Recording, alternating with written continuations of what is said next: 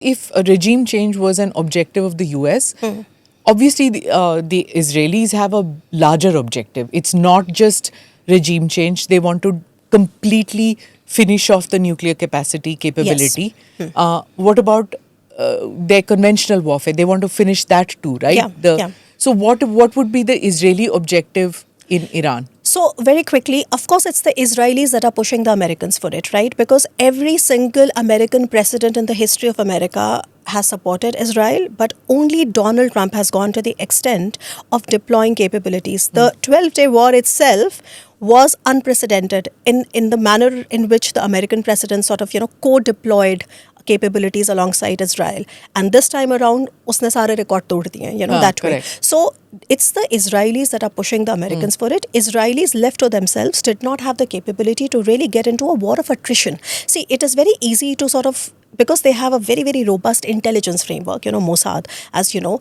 So they know where the Ayatollahs are sleeping, where they are hiding, where they're eating. And this applies to not just the regime, that this applies to the Hamas leaders, this applies to Hezbollah leaders. What has happened in the last 2-3 years.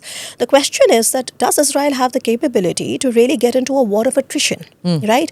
And that is something where you see a degradation of Israeli capabilities as well, because they've been fighting relentlessly since October 2023.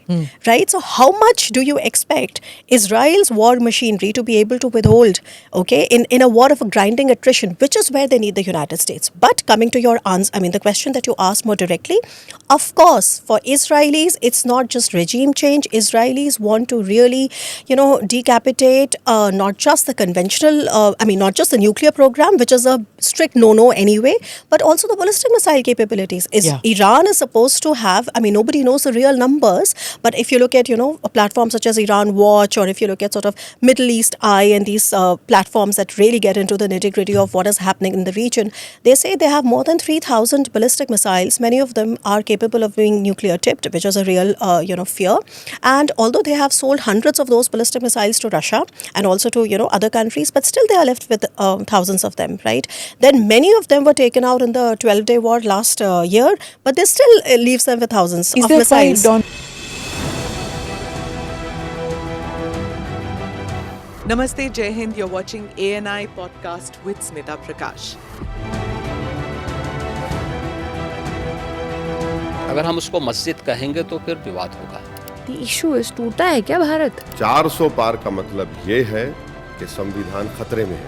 क्या हम लोग ये निर्देश देते हैं कि फला को गिरफ्तार करके जेल डाल दें? वही तो कह रहे हैं सब. ये बेबुनियाद निराधार आरोप. सच्चा सुनना चाहो देखो स्मिता प्रकाश ANI.